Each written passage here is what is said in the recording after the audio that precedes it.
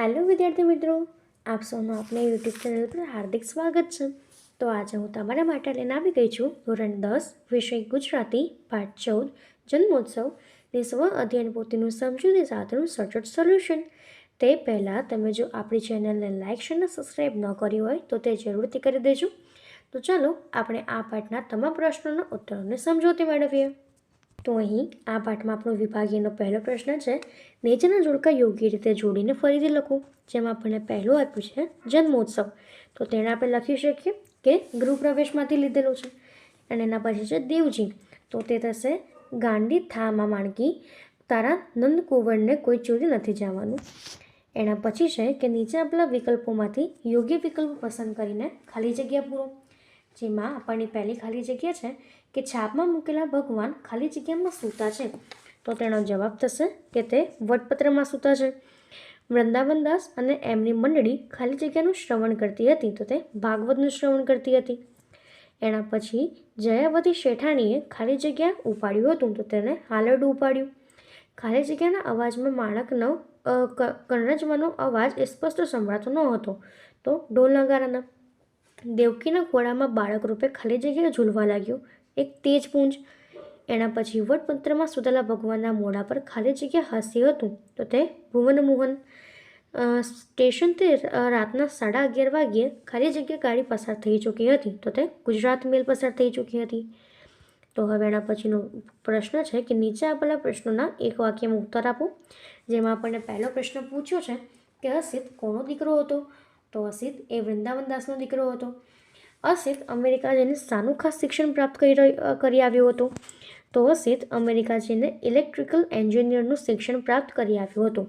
Bus stand પાસેની ખુલ્લી જગ્યામાં ઝૂંપડાના છપરા શેના બનેલા હતા, તો છપરા એ ગુણપાટ અને કેરોસીનના કાટ ખાયેલા પતરાના બનેલા હતા.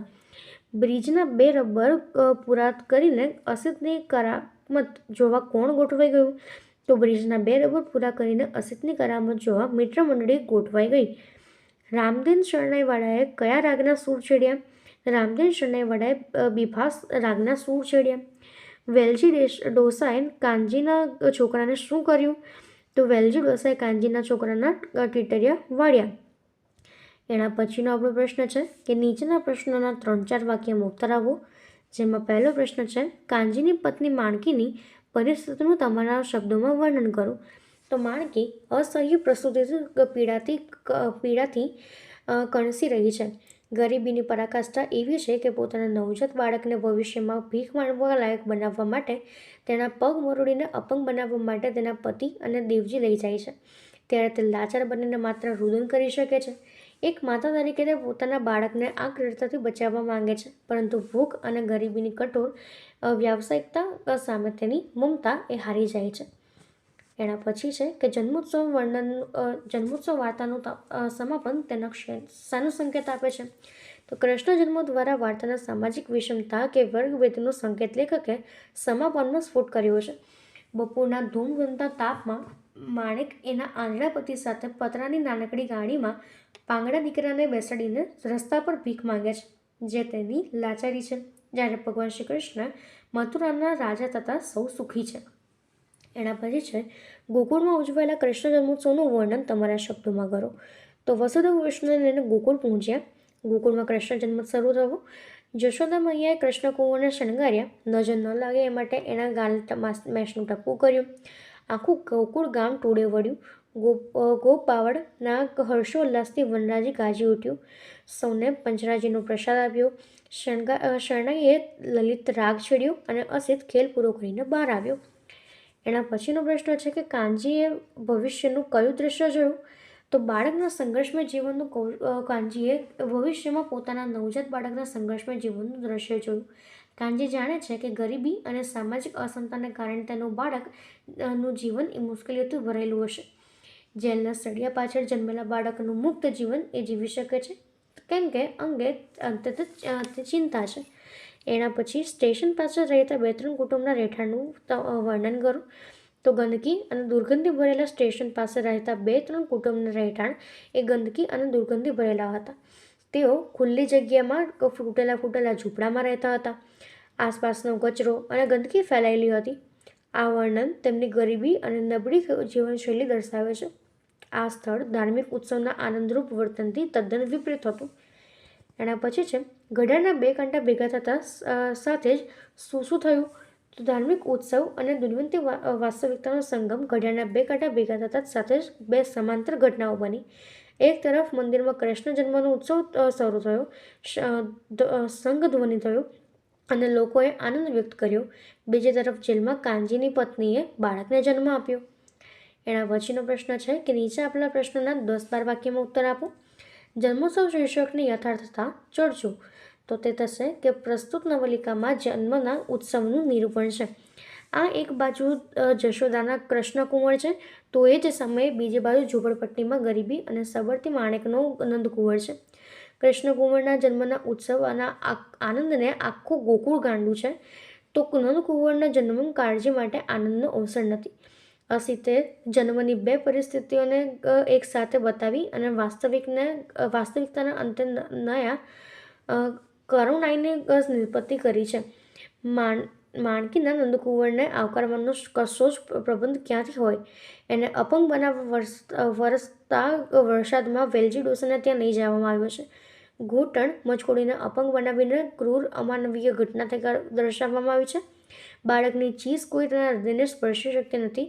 પૃથ્વી પર કાંચી વૈકુંઠની સુખદ કલ્પના રચે છે. કરુણની આ પરાકાષ્ઠા એ બાળકોના જન્મોત્સવ નિમિત્તે નિઉત્પન્ન થતી લેખકે દર્શાવી છે. આ જન્મોત્સવ શીર્ષક યથાર્થ છે. એના પછી છે કૃષ્ણ જન્મોત્સવ અને બાળ જન્મની વાતોને લેખકે સમાંતર રીતે રજૂ કરી છે. એ ધ્યાનમાં રાખીને આ પ્રસંગોને તમારા શબ્દોમાં રજૂ કરો. તો જન્મોત્સવ વાર્તાના સમયના એક જ બિંદુ પર કૃષ્ણ અને કિશનના જન્મ સંદર્ભે 2 પરિસ્થિતિનું લેખકે સમાંતર નિર્માણ કર્યું છે. કૃષ્ણ જન્મ વખતે આનંદ અને ઉલ્લાસ છે. કિશનના જન્મ વખતે કરુણા અને મજબૂરી છે. કિશનને લઈને કાનજી અને દેવજી વરસાદના પાણી ઢોળાતા અંધારી રાતે વેલજી ડોસાને ત્યાં લઈ ગયા. વેલજી ડોહો કિશનના ઘૂંટણ મચોડીને અપંગ બનાવે છે. કાનજી અપંગ કિશનને ભીખ માંગવતા સાધન તરીકે ઉપયોગ કરે છે અને બાળકની ચીસ તેમજ કરુણા હૃદય કોઈના હૃદયને સ્પર્શી શકતા નથી. કિશનની માતા માણેકની લાચારી અને પીડા વધારે હૃદયદ્રાવક છે. કાનજી આંધળો છે, દીકરો અપંગ છે, દારૂણ ગરીબી છે અને ભીખ માંગવા નિર્દોષ બાળકને અપંગ કરે છે. એક બાજુ કૃષ્ણ જન્મનો ઉત્સવ છે, પંચરાજીનો પ્રસાદ વહેંચાય છે, અન્નકૂટ ભરાય છે અને બીજી બાજુ કિશનનો જન્મ છે. 2 કોડિયા દાન માટે સગા દીકરાને સાધન બનાવવાના છે અને જીવન આ કેવી કરુણા. એના પછી છે કે નવજાત બાળકની કરુણા વર્ણવો. તો નવજાત બાળક કિશન જન્મની સાથે જ તેનું માતાનું મૃત્યુ થયું હતું. એના પિતા અંધ હતા, જેથી બાળકનું ભવિષ્ય એ અંધકારમય લાગતું હતું. બાળકોને જન્મ અત્યંત ગરીબી અને અંધકારભર્યા વાતાવરણમાં થયો હતો. જન્મના થોડા સમય બાદ જ તેના અનાથ આશ્રમમાં મોકલી દેવાની ફરજ પડી હતી. તો હવે એના પછીનો પ્રશ્ન છે વિભાગ સી વ્યાકરણ, જેમાં આપણને પહેલું કીધું છે સાચી જોડણી. તો એમાં આપણે વીજળીના પ્રમાણે લખી શકીએ અને એન્જિનિયરિંગના રીતે. એના પછી તુલમ, તુમુલ, મધુસૂદન અને મુહૂર્ત. એના પછી છે કે સંધિ છોડો. તો એમાં આપણો પહેલો શબ્દ છે શ્રવણ. તો શ્રવણને આપણે લખી શકીએ શ્રો વત્તા અન્ન. એના પછી છે કે સૃષ્ટિ. તો તે થશે શ્રુષ વત્તા તી. એના પછી છે પવન. તો પવન એટલે પોષ અને અન્ન. પછી ભયંકર. તો ભયમ વત્તા કર. એના પછી છે સાચી સંધિ જોડો. તો જન્મોત્સવ. તો જન્મ વત્તા ઉત્સવ તો થશે જન્મોત્સવ. નિશ વત્તા ચિંતા તો થશે નિશ્ચિંતા. એના પછી છે કે સમાસ કૌંસમાંથી શોધીને લખો, જેમાં પહેલું છે ગોકુળ. તો તે થશે તત્પુરુષ. કર્મ 3-4 તો દ્વંદ્વ સમાસ. જશોદા ઉપપદ સમાસ. કૃષ્ણ જન્મ તત્પુરુષ સમાસ. એના પછી ભયંકર તો ઉપપદ સમાસ અને અશ્રુધારા તો તે તત્પુરુષ સમાસ. એના પછી છે કે જોડી ભેદ તો અર્ધભેદ. તો પહેલું છે કે વસુદેવ. તો વસુદેવ એટલે કે શ્રી કૃષ્ણના પિતા અને વાસુદેવ એટલે કે જાતે શ્રી કૃષ્ણ. આંકુર તો કઠણ અને આંકડું તો ઝટ ગુસ્સાને થનાર. સુર તો શૂરવીર અને સુર તો તે થશે અવાજ. ગુણ એટલે કે મૂળ લક્ષણ અને ગુણ એટલે ગણવું, થેલો કે રંગાટ કરવી. એના પછીનો પ્રશ્ન છે કે નીચેની પંક્તિઓમાં અલંકાર વિશે ઓળખાવો. જેમાં પહેલું છે કે માણેકના કરુણ ચિત્કારે એમણે પીછું છોડ પર છો. તે શિવાજી રૂપણ. છોરો તો છે હવે કિશન ભગવાન જેવો. ઉપમા. માતાની અશ્રુધારામાં વહેતા કિચન સાથે કે પોતાની આંખ સમક્ષ તરવદી ઉઠતા ભાવને જોતો તો ઉપેક્ષા. એના પછી છે કે માણેકની ચીક એમની આસપાસ દોડતી દોડતી આગળ ચાલે તો તે થશે સજીવારોપણ.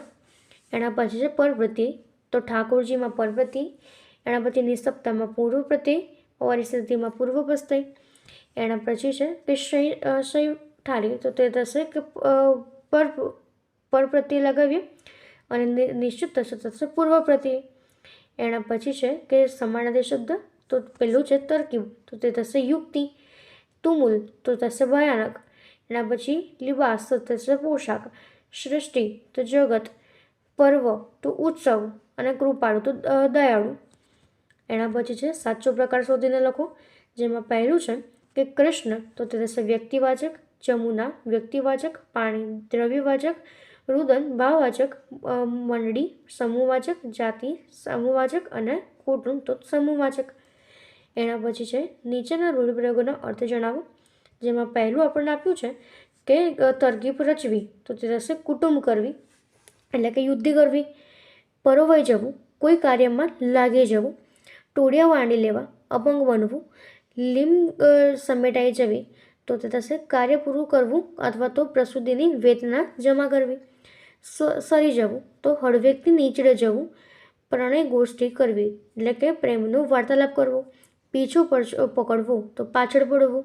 સુમસામ હોવું, એકલું હોવું અથવા તો શાંત હોવું. જાગતું રહેવું, ભાન હોવું. વનરાજી ગાજી ઉઠ્યા એટલે કે વનસ્પતિ ખીલી ખીલી ઉઠ્યા અને ગળગળા થઈ જવું તો થશે ભાવક થઈ જવું. તો આપણે આ રીતે લખી શકીએ છીએ. તો એના પછીનો આપણો પ્રશ્ન છે કે શબ્દ સમૂહ માટે એક શબ્દ. એમાં પહેલું છે કે આંસુની ધારા, તો થશે આશ્રુધારા. આંખ આગળ ખડું થઈ જવું, તો તેને કહેવાય નજર કેદ. જળ શિક્ષણનો ક્ષાર, તો તે થશે ખારો. એના પછી છે આપણી પાસે કે દમનના રોગથી પીડાતો, તો તે થશે દમગ્રસ્ત. વહેલી સવારે ગવાતો એક રાગ ભૈરવી. પ્રેમની વાર્તાલાપ તો પ્રણયવર્તા. જન્મદિવસ અંગે ઉજવાતું પર્વ જન્મ જયંતિ. વૃક્ષની હારમાળા વરાજી. બાળકને સુડાવવા માટે ગાવામાં આવતું ગીત હાલરડું. અને વ્યંગમાં બોલવું કે કહેવું તો થશે કટાક્ષ. એના પછી વિરુદ્ધાર્થી શબ્દ. ધ્યાન બેધ્યાન. આનંદ શોક. અઘરું અજવાળું. રુદન હસવું. અનુભવી બિનઅનુભવી. નિશ્ચિત અનિશ્ચિત. ઉપમા નિશા અને સાંજ તુલના. તો હવે એના પછીનું છે કે વાક્ય પ્રયોગ કરું, જેમાં આપણને પહેલું આપ્યું છે વિશાખા અને વિશાખા અને ધનંજય વાર્તાલાપ કરી રહ્યા હતા કર્મણી.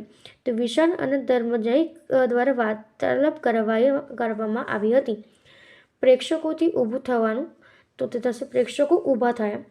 જયાવંતી શેઠાણીએ હાલરડું ઉપાડ્યું, તો જયાવતી શેઠાણીએ હાલરડું ઉપાડ્યું. અસિતે ભારે કરામત કરી હતી, તો અસિતે ભારે કરામત કરી હતી. એના પછી છે કે જશોદા મૈયાએ કૃષ્ણ કુંવરને શણગાર્યા, તો જશોદા મૈયાએ કૃષ્ણ કુંવરને શણગાર્યા હતા. તો હવે એના પછી છે કે તળપદા સૌનું શ્રેષ્ઠ રૂપ, જેમાં પહેલું છે કે થયો, તો થશે થયો. એના પછી મેલો મૂક્યો. ભાડ પત્તો કે ખબર. કુણ કોણ. એમાં બગાડી તો વિચારી. એના પછી છે સાંભળે, તો થશે સાંભળશે. હારે એટલે સાથે. ભાડ્યું એટલે જુવું. સેનાના આનંદનો. એના પછી ભાઈ તો ભાઈ. હાવ તો સાવ અને મોહા તો ડોસા. એના પછી છે કે વિશેષણ શોધીને પ્રકાર લખો, જેમાં પહેલું છે કે તમે જ જાઓ ને મારા ભાઈ, તો મારા એ સાર્વનામિક વિશેષણ છે. ઘડિયાળ 11:30 થયા હતા. 11:30 સમયવાચક. એક ઝૂંપડામાં ફગફગીઓ દીવો ટપકતો હતો, તો એ ફગફગીઓ ગુણવાચક. હોનાના હિંડોળે ઝૂલતી ના હોત, તો હોનાના છે દ્રવ્યવાચક. એના પછી પોતે આંધળો છે, આંધળો એટલે ગુણવાચક. અને અડધો કલાક જ વાર હતી, તો અડધો કલાક એટલે સમયવાચક. એના પછી છે કે કાર્ય વિશેષણ શોધીને પ્રકાર લખો. તો પહેલા વાક્યમાં આપણું કાર્ય વિશેષણ આવશે ઘડિયાળમાં 11:30 થયા હતા. હવે અડધા કલાકની જ વાર હતી. તો અડધો જે છે હવે જે છે એ આપણો સમયવાચક થશે. સ્ટેશનના ઘડિયાળના કાંટા પર એકબીજાને નજીક આવતા હતા. નજીક એટલે સ્થળવાચક. માના ખોળામાં બેસીને મમતાની આંસુધારા નહોતી કિશન, તો ખોડો સ્થળવાચક. ધનંજય અને વિશાખા ઉપલા માળે બધાની નજર સરકાવી રડી ચડ્યા. ઉપલા માળે તો તે થશે સ્થળવાચક. અને માણેકની ચીઝ એમની પાછળ દોડતી હતી, તો તે થશે પાછળ એટલે સ્થાનવાચક.